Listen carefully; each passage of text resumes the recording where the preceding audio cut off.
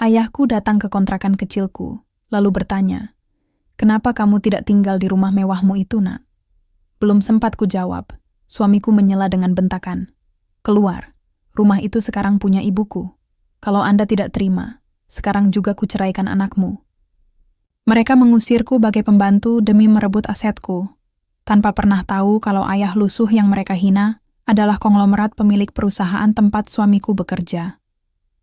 Bagaimanakah hancurnya hidup mereka saat ayahku mulai membalikkan takdir dalam semalam. Matahari sore membakar atap seng kontrakan berukuran 3 kali 4 meter itu, mengirimkan hawa gerah yang mengepung seluruh ruangan. Fitri menyeka keringat di dahinya dengan ujung daster katun yang sudah mulai pudar warnanya. Di atas kompor satu tungku, sepanci sayur sup sederhana tengah mengepul. Bagi Fitri, kehidupan ini adalah pilihan, sebuah bentuk baktinya untuk mendampingi Reno dari titik nol, sekaligus caranya menghormati sebuah janji tak tertulis pada dirinya sendiri. Ia ingin dicintai apa adanya, bukan karena nama besar keluarganya, namun ketulusan seringkali dianggap remeh di mata mereka yang silau oleh materi. "Fitri, mana kopi buat ibu?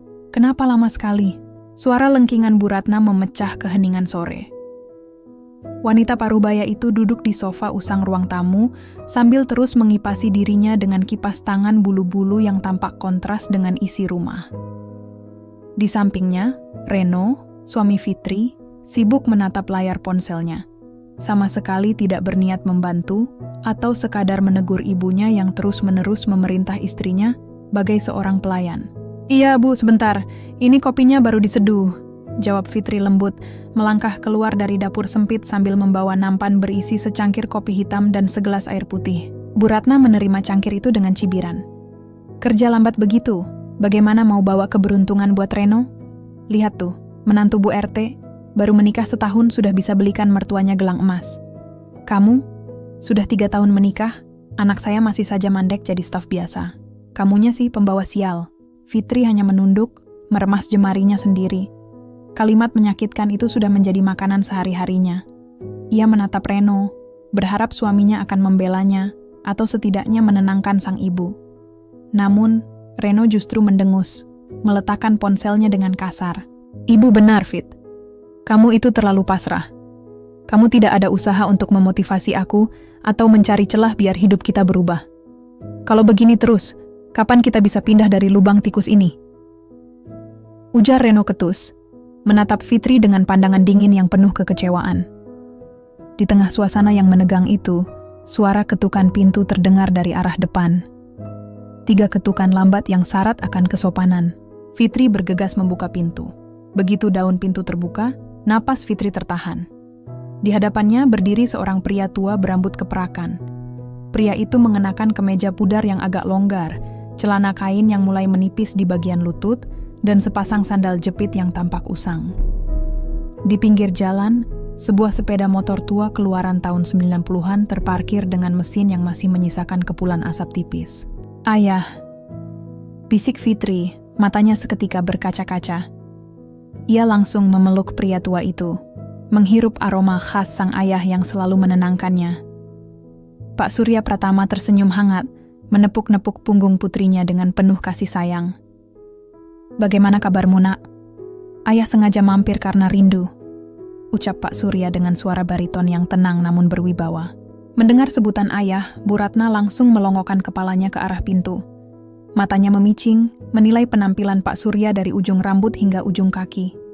Detik berikutnya, senyum sinis langsung terukir di wajahnya. "Oh, jadi ini mertua kamu, Reno? Kirain siapa? Penampilannya kok ya mengenaskan sekali," cibir Bu Ratna tanpa memikirkan perasaan tamunya. Ia berdiri, menghampiri pintu, tanpa ada niat untuk bersalaman. "Datang-datang naik motor butut pakaian kumal. Mau minta sumbangan atau mau numpang makan di sini?" "Ibu, jaga bicara ibu," tegur Fitri. Suaranya bergetar menahan amarah yang mulai memuncak.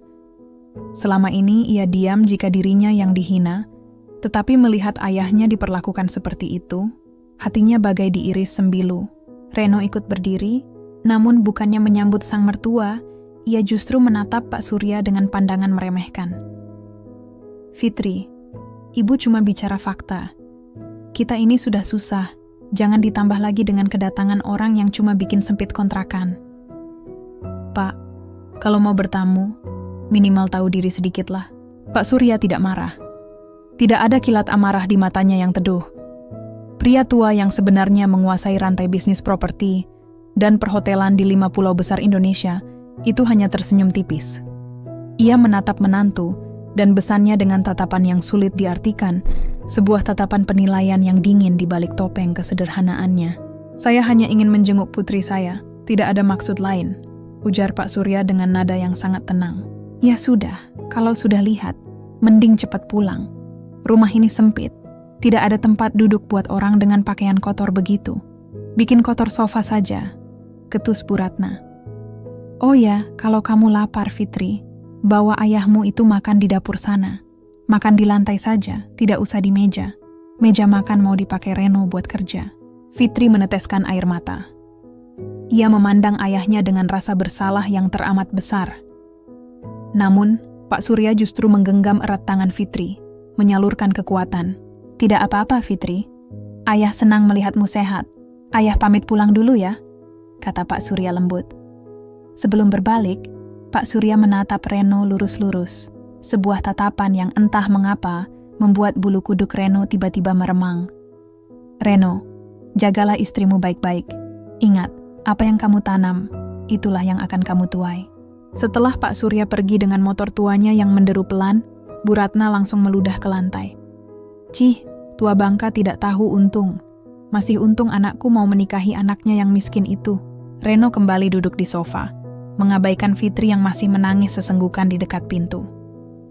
Di dalam hatinya, Reno semakin bertekad bahwa ia harus sukses dengan caranya sendiri, tanpa tahu bahwa pria tua yang baru saja dihinanya memegang penuh kendali atas nasib dan masa depannya mulai detik ini.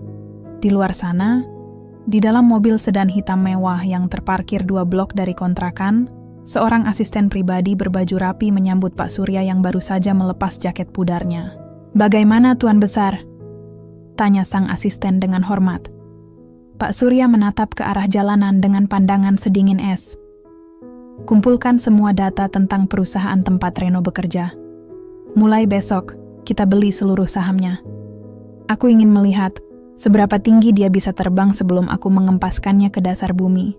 3 bulan sejak kunjungan Pak Surya, atmosfer di dalam rumah tangga Fitri berubah menjadi medan perang psikologis yang sunyi namun mematikan. Reno tiba-tiba berubah. Tidak ada lagi bentakan kasar, yang ada hanyalah helaan napas berat, tatapan mata yang kosong, dan kepura-puraan yang dirancang dengan sangat rapi. Malam itu Reno duduk di tepi ranjang, menyembunyikan wajahnya di balik kedua telapak tangan. Bahunya bergetar, seolah memikul beban seluruh dunia. "Reno, ada apa? Tolong ceritakan padaku," bisik Fitri penuh kekhawatiran, duduk di samping suaminya dan mengusap punggungnya lembut. Reno mendongak, matanya merah berkaca-kaca, sebuah akting yang telah ia latih bersama ibunya. "Fit, aku hancur. Bisnis sampingan yang kubangun bersama temanku ditipu orang. Utangku menumpuk ratusan juta. Kalau minggu ini tidak lunas, aku bisa diseret ke jalur hukum. Aku tidak tahu harus berbuat apa lagi. Rasanya aku ingin mati saja." Jantung Fitri bagai berhenti berdetak. Ia tidak tega melihat suaminya sehancur ini. Di dalam lubuk hatinya, ada satu rahasia yang ia simpan rapat. Sebuah rumah mewah 2 lantai di kawasan elit, hadiah ulang tahun ke-25 dari ayahnya, yang sengaja belum ia tempati demi menghormati ego Reno sebagai kepala keluarga. "Jangan bicara begitu, Reno. Kita cari jalan keluarnya bersama," hibur Fitri, hatinya mulai goyah oleh rasa iba yang mendalam. Tepat saat itulah, Bu Ratna masuk ke dalam kamar sambil menangis histeris, menyempurnakan jebakan mereka. "Fitri, tolonglah suamimu.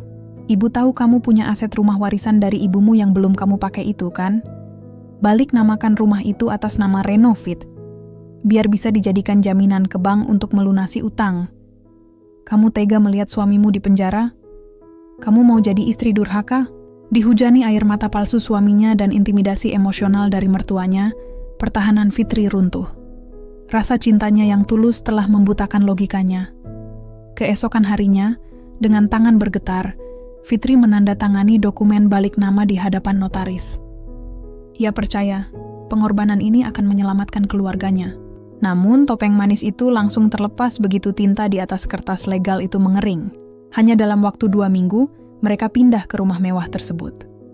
Alih-alih menjadi pelabuhan kedamaian, rumah itu berubah menjadi neraka bagi Fitri. Bu Ratna segera menggelar pesta syukuran besar-besaran, mengundang seluruh kerabat dan teman-teman sosialitanya untuk memamerkan kekayaan baru yang mereka miliki. Di hari pesta, suasana begitu meriah. Musik berdentum dan gelak tawa memenuhi ruang tamu yang megah. Namun, di manakah Fitri? Ia tidak duduk di kursi kehormatan. Sejak pagi subuh, Bu Ratna telah melempar sebuah apron kusam ke wajah Fitri. Jangan berani-berani kamu duduk di depan dan mengaku sebagai pemilik rumah ini. Memangnya kamu punya modal apa? Ini semua berkat kerja keras Reno, bentak Bu Ratna di dapur. Sekarang cepat bawa nampan ini, layani tamu-tamu di depan. Jangan buat kami malu. Dengan hati yang hancur dan air mata yang terus mengalir di pipinya, Fitri berjalan di antara para tamu, mengantarkan makanan dan minuman. Beberapa kali ia mendengar Bu Ratna membanggakan Reno kepada teman-temannya, sementara mengabaikan eksistensi Fitri, atau memperkenalkannya hanya sebagai orang bayaran yang membantu di rumah. Sementara itu, Reno berdiri di sudut ruangan dengan setelan jas mahal, memegang gelas minuman, sama sekali tidak menatap Fitri seolah-olah istrinya itu adalah makhluk tak kasat mata. Malam harinya, setelah tamu terakhir pulang dan menyisakan kekosongan yang dingin, Fitri duduk bersimpuh di ruang tengah yang berantakan, mencoba mengurut kakinya yang kaku. Tiba-tiba, sebuah koper tua dilemparkan ke hadapannya, menghantam lantai marmer dengan suara berdebam yang keras. Fitri terkejut dan mendongak. Reno dan Bu Ratna berdiri di atasnya dengan tatapan penuh penghinaan. "Reno, apa maksudnya ini?" tanya Fitri. Suaranya parau. "Maksudnya, kamu angkat kaki dari rumah ini sekarang juga?" jawab Bu Ratna sinis, melipat dadanya. Fitri beralih menatap suaminya. "Reno, aku istrimu. Rumah ini milikku. Aku menyerahkannya untuk membantumu." Reno menatap Fitri dengan pandangan dingin yang asing, tanpa ada sedikit pun sisa rasa cinta di matanya. "Milikmu? Lihat sertifikatnya, Fitri. Rumah ini secara hukum adalah milikku atas nama Reno Pratama. Kamu tidak punya hak apa-apa lagi di sini. Jujur saja, aku sudah lama lelah hidup bersamamu yang miskin, dan punya keluarga yang memuakan itu. Sekarang, aku sudah punya segalanya. Kamu tidak lagi berguna untukku. Reno, teganya kamu. Aku tulus merawatmu, menjaga perasaanmu." Jerit Fitri. Tangisnya pecah memenuhi ruangan luas itu. Ia mencoba meraih kaki Reno, namun Reno melangkah mundur dengan jijik. "Sudah, tidak usah banyak drama. Keluar." Bu Ratna menarik lengan Fitri dengan kasar, menyeretnya menuju pintu utama, dan mendorongnya hingga terjatuh di atas aspal halaman rumah yang dingin. Koper tuanya dilemparkan begitu saja ke sampingnya. Brak! Pintu jati yang besar itu tertutup rapat, mengunci Fitri di luar dalam kegelapan malam yang pekat. Fitri memeluk lututnya di atas aspal, menangis sejadi-jadinya di bawah guyuran rintik hujan yang mulai turun. Hatinya terkoyak, hancur berkeping-keping oleh pengkhianatan orang-orang yang paling ia percayai. Namun, di balik air matanya, sebuah kepasrahan berganti menjadi ketegasan yang dingin. Fitri menghapus air matanya dengan kasar, menatap rumah megah itu untuk terakhir kalinya. Reno dan Bu Ratna mengira mereka telah memenangkan segalanya dengan kelicikan mereka. Mereka tidak pernah tahu bahwa dengan mengusir Fitri, mereka baru saja mengaktifkan bom waktu yang akan menghancurkan hidup mereka tanpa sisa. Kesabaran Fitri telah habis, dan saatnya sang ayah bertindak. Malam pengusiran yang dingin itu menjadi titik balik dalam hidup Fitri. Di dalam mobil sedan mewah milik ayahnya yang membelah kegelapan malam, Fitri menangis dalam diam, menyandarkan kepalanya di bahu Pak Surya Pratama. Tidak ada lagi daster katun kusam. Sang ayah telah menyelimuti tubuh gemetar putrinya dengan kehangatan dan rasa aman yang sesungguhnya. "Sudah cukup sabarmu, Fitri. Ayah tidak akan membiarkan sebutir pun air matamu jatuh sia-sia mulai malam ini," bisik Pak Surya, suaranya terdengar setenang telaga, namun menyimpan ketegasan sedalam samudra. Keesokan harinya, roda takdir yang dikendalikan oleh tangan dingin Pak Surya mulai berputar. Di sebuah ruang rapat tertutup yang elegan di lantai teratas gedung pencakar langit pusat kota, sebuah transaksi rahasia terjadi. Pratama Group, raksasa bisnis milik Pak Surya, secara resmi mengakuisisi saham mayoritas PT Megah Mandiri, perusahaan tempat Reno bekerja selama ini, tanpa publikasi media. Rencana pembalasan ini tidak dimulai dengan hantaman keras, melainkan dengan sebuah umpan yang teramat manis. Seminggu kemudian, di kantor PT Megah Mandiri, Reno sedang duduk melamun di kubikel sempitnya sambil memikirkan cicilan mobil mewah baru yang dituntut oleh ibunya. Tiba-tiba, namanya dipanggil melalui pengeras suara untuk segera menghadap ke ruangan direktur utama. Dengan hati berdebar penuh kecemasan, Reno melangkah masuk. Namun, bukannya surat pemecatan yang ia terima, sang direktur utama justru tersenyum lebar dan menyalaminya dengan hangat. "Selamat, Pak Reno. Berdasarkan keputusan dari pemilik saham mayoritas yang baru, Anda dinilai memiliki potensi besar. Mulai hari ini, Anda resmi dipromosikan menjadi Direktur Pemasaran PT Megah Mandiri," ujar Direktur Utama sambil menyerahkan surat keputusan resmi. "Fasilitas Anda mencakup ruang kerja privat di lantai atas, tunjangan yang melonjak 5 kali lipat, dan sebuah mobil dinas mewah keluaran terbaru." Reno terpaku.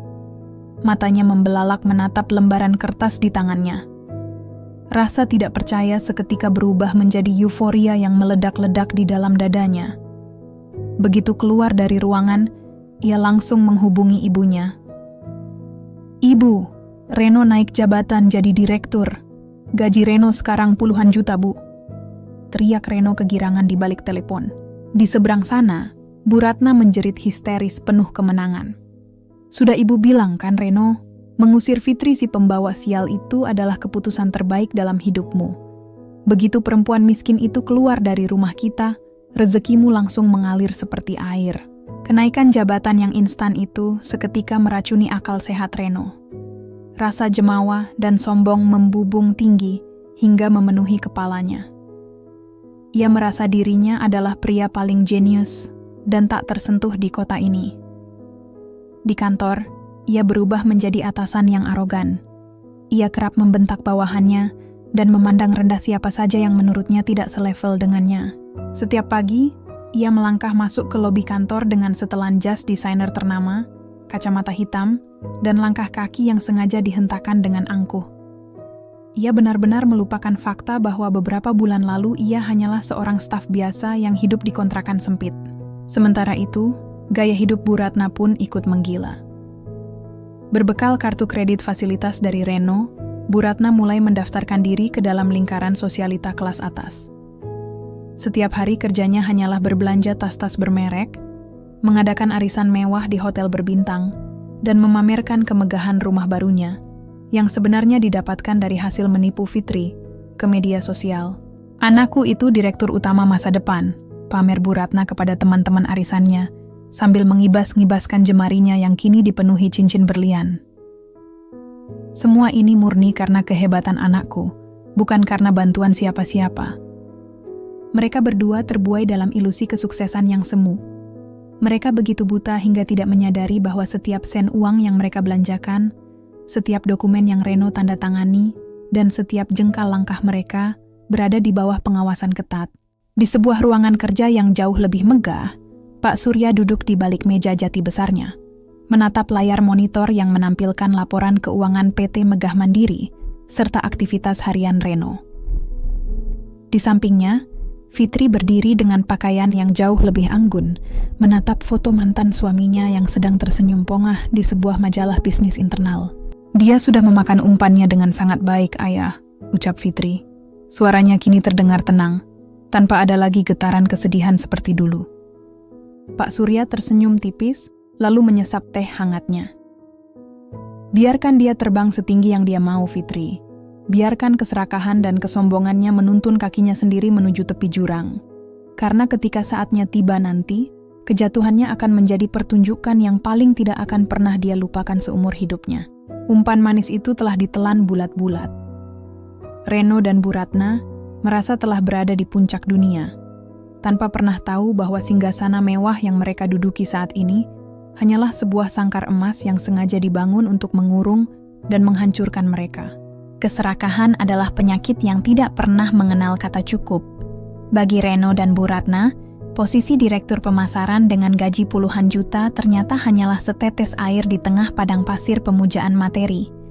Gaya hidup mewah yang mereka bangun bagaikan sebuah monster kelaparan yang terus-menerus menuntut untuk diberi makan. "Reno, ibu butuh 100 juta lagi minggu ini," tuntut Bu Ratna ketus suatu malam, sambil melempar beberapa brosur liburan ke luar negeri ke atas meja makan marmer mereka. "Teman-teman arisan ibu, semuanya pergi ke Paris bulan depan. Masa ibu cuma diam di rumah? Kamu itu direktur, Reno. Jangan bikin ibu memendam malu di depan lingkaran sosialita." Reno memijat pelipisnya yang berdenyut kencang. Di balik penampilan necis dan setelan jas mahalnya, Reno sebenarnya mulai terengah-engah. Gaji besarnya habis tak bersisa hanya dalam minggu pertama setiap bulannya untuk membayar cicilan mobil mewah, gaya hidup ibunya, dan perawatan rumah megah mereka.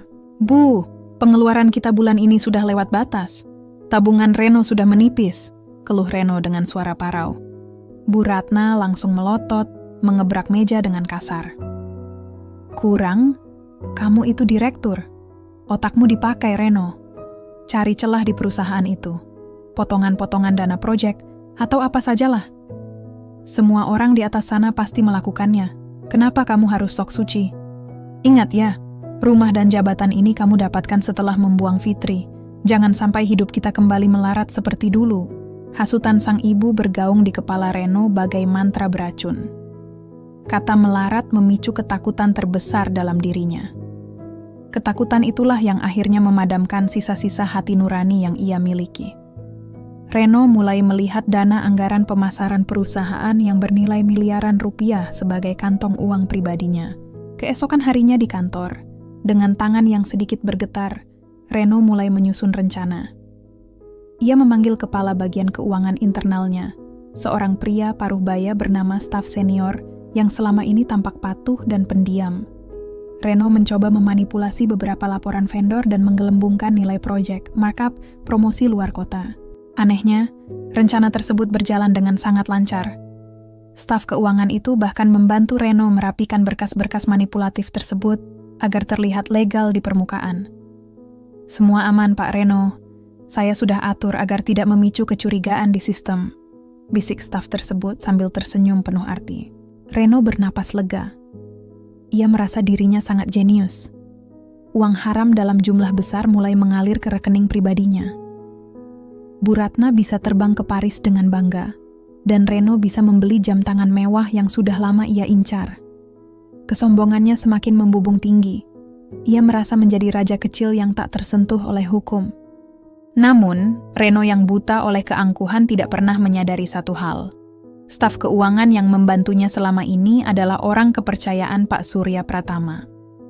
Setiap lembar kwitansi palsu, setiap tanda tangan manipulatif, dan setiap mutasi rekening ilegal milik Reno dikopi dan didokumentasikan dengan rapi ke dalam sebuah berkas khusus bersampul hitam.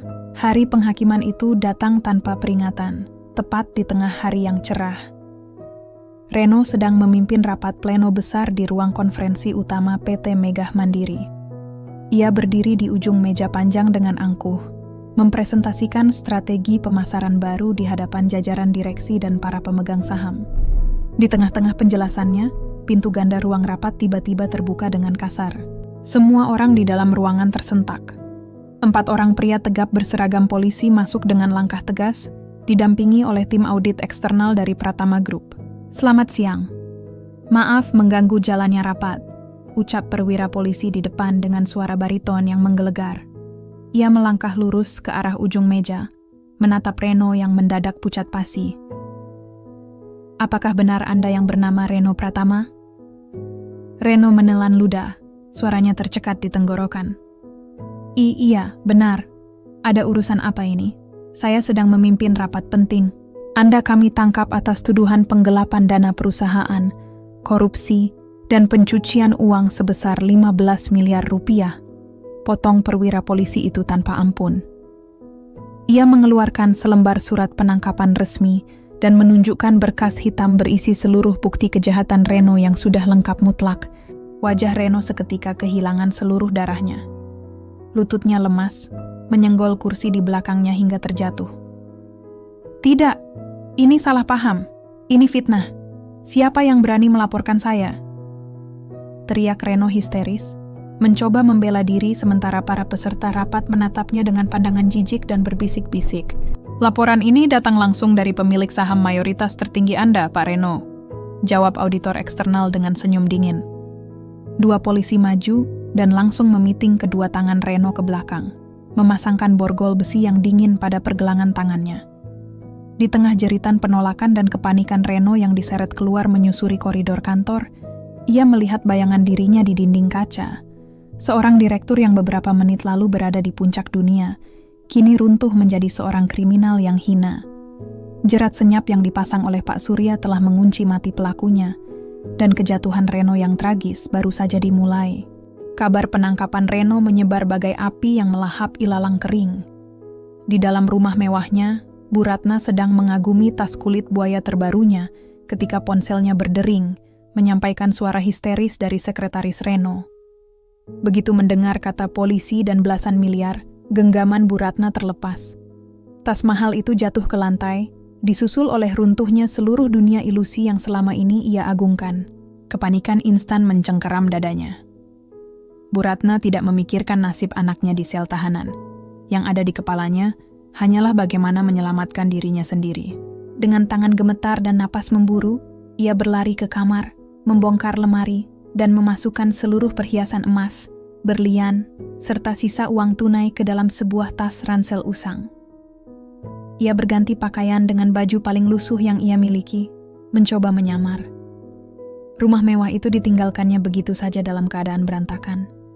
Ia harus kabur keluar kota sebelum polisi datang menyegel aset mereka. Namun, takdir tidak pernah tidur bagi mereka yang menanam duri. Di terminal bus yang padat dan bising, Bu Ratna duduk menyendiri di sudut yang remang-remang, mendekap tas ranselnya dengan sangat erat. Matanya bergerak liar penuh ketakutan. Saat ia lengah karena kelelahan, dua orang pemuda dengan gerak-gerik cepat menyambar tas ranselnya dengan kasar. "Jambret, tolong, tas saya, punya saya." Jerit Bu Ratna histeris, suaranya parau menembus kebisingan terminal. Ia mencoba mengejar, namun kakinya tersandung, dan ia terjatuh, tersungkur di atas lantai terminal yang kotor. Orang-orang di sekitar hanya menonton, mengabaikan tangisannya. Dalam sekejap, seluruh harta hasil curian dan manipulasi itu lenyap tanpa sisa. Terlunta-lunta, kelaparan, dan tanpa uang sepeser pun, Bu Ratna duduk menangis di pinggir jalan dermaga. Tepat saat itulah, seorang pria bertopi pet mendekatinya. Pria itu menyodorkan sebuah paket kardus kecil yang terlakban rapat. "Ibu butuh uang? Antarkan paket ini ke alamat di ujung kota. Ini uang muka 10 juta, dan 10 juta lagi setelah sampai," ucap pria itu dingin.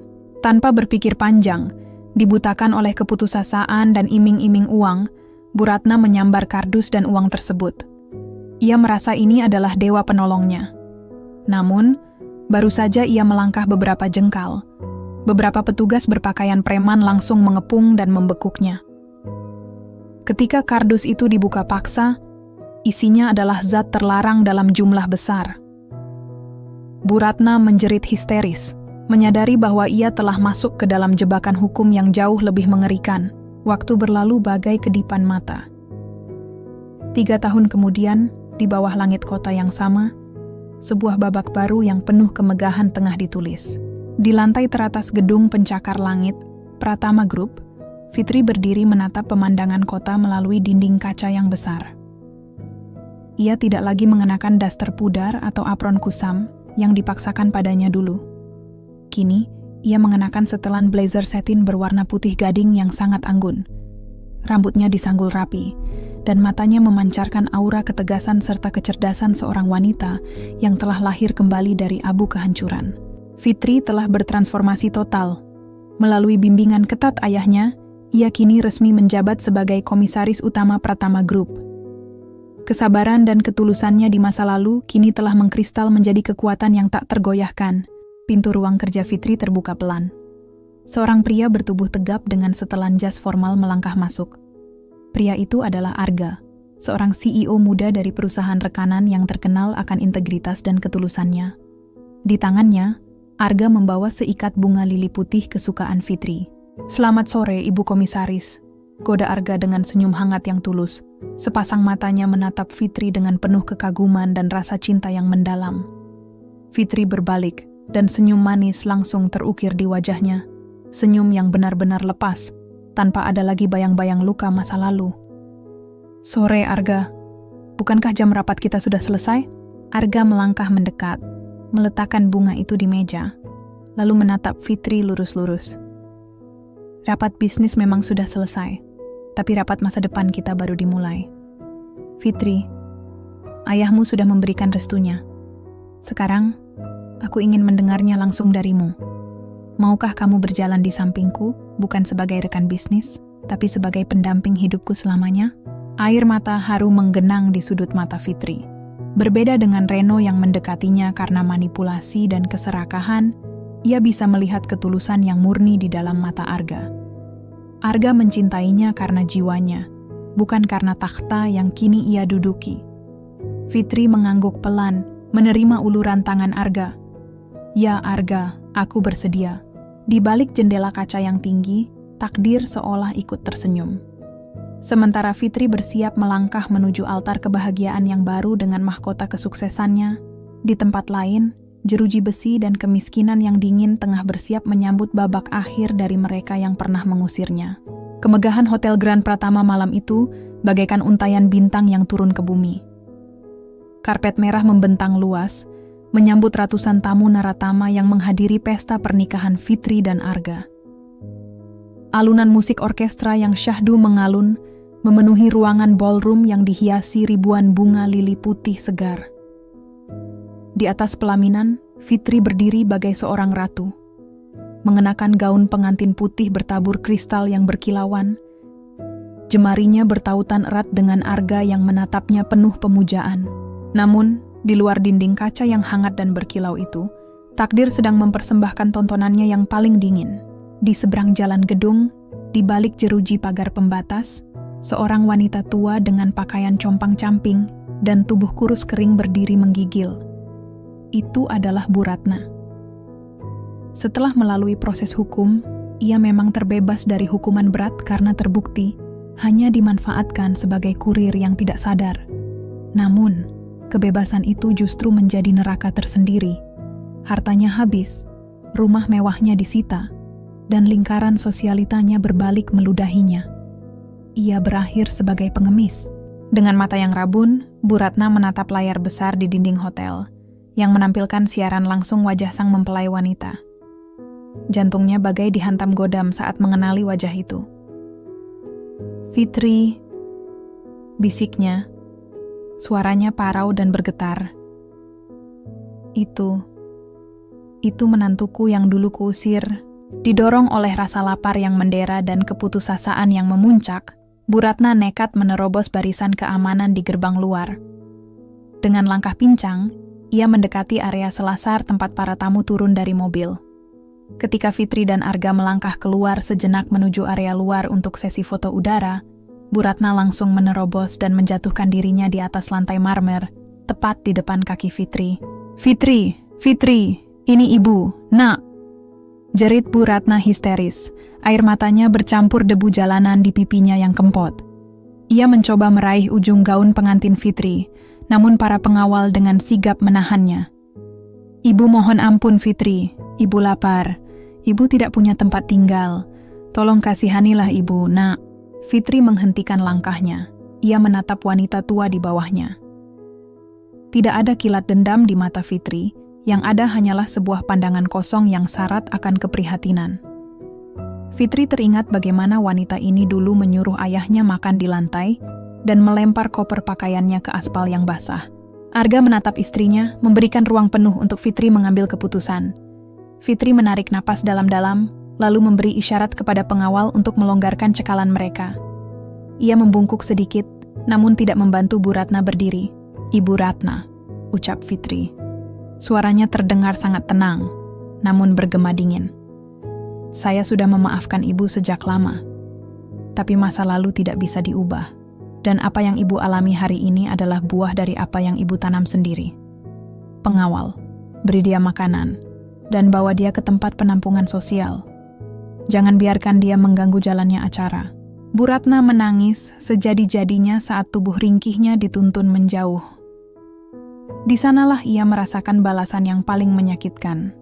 Melihat menantu yang dulu ia perlakukan seperti pembantu, kini berada di puncak kemuliaan yang tak akan pernah bisa ia gapai, sementara dirinya harus hidup dari belas kasihan orang asing. Beberapa minggu setelah pesta pernikahan berlalu, babak akhir dari sebuah lingkaran karma yang sempurna pun tertutup. Reno berjalan gontai menyusuri trotoar dengan kepala menunduk. 3 tahun mendekam di balik jeruji besi karena kasus korupsi telah merenggut seluruh masa mudanya. Rambutnya mulai memutih, wajahnya kusam, dan statusnya sebagai mantan narapidana membuatnya ditolak di setiap lamaran pekerjaan. Ia kehilangan segalanya, harta, harga diri, dan ibunya yang entah berada di mana. Hingga sebuah agensi penyalur tenaga kerja kelas bawah menghubunginya, mengabarkan bahwa ada sebuah posisi kosong sebagai tukang kebun di sebuah mension baru di kawasan elit Bukit Kota. Tanpa berpikir panjang, Reno langsung menerima pekerjaan itu demi menyambung hidup. Hari pertama bekerja, Reno mengagumi kemegahan mansion tersebut. Halamannya seluas lapangan bola, dengan arsitektur modern yang luar biasa mewah.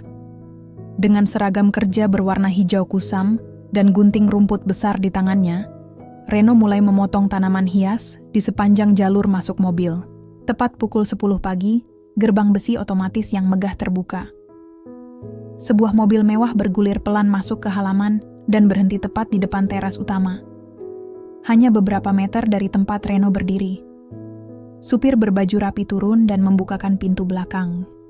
Jantung Reno mendadak berdetak kencang. Sebuah firasat buruk tiba-tiba menyergap dadanya. Dari dalam mobil, turunlah seorang pria tampan berjas rapi yang sangat ia kenali dari berita, Arga. Namun, bukan Arga yang membuat dunia Reno seketika runtuh dan menjadi gelap, melainkan sosok wanita yang dibantu turun oleh Arga dengan begitu lembut, Fitri. Wanita itu tampak begitu bersinar, mengenakan gaun harian yang elegan, tersenyum bahagia sambil merangkul lengan suaminya. Mereka berjalan melewati halaman, mengobrol mesra tentang rencana masa depan mereka tanpa sedetik pun menoleh ke arah tukang kebun yang sedang mematung. Reno berdiri membeku, tangannya gemetar hebat, hingga gunting rumput di genggamannya jatuh berdenting di atas paving. Napasnya tercekat, seolah seluruh pasokan udara di sekitarnya menguap habis. Air mata penyesalan yang teramat terlambat meleleh di pipinya. Ia kini menyadari kebenaran yang sesungguhnya. Pekerjaan ini, agensi ini, semuanya berada di bawah naungan Pratama Group milik keluarga Fitri. Ini adalah hukuman psikologis seumur hidup yang sengaja diatur untuknya. Mulai hari ini dan setiap hari ke depannya, ia harus berdiri di bawah terik matahari mengenakan baju pelayan. Dipaksa menyaksikan kebahagiaan abadi dari wanita yang dulu disia-siakan dan dibuangnya demi keserakahan. Kisah mereka telah usai, meninggalkan sebuah pesan moral yang mutlak terukir di atas takdir, bahwa kesombongan mungkin bisa membangun istana dalam semalam, namun ketulusan dan kesabaranlah yang akan mewarisi bumi pada akhirnya.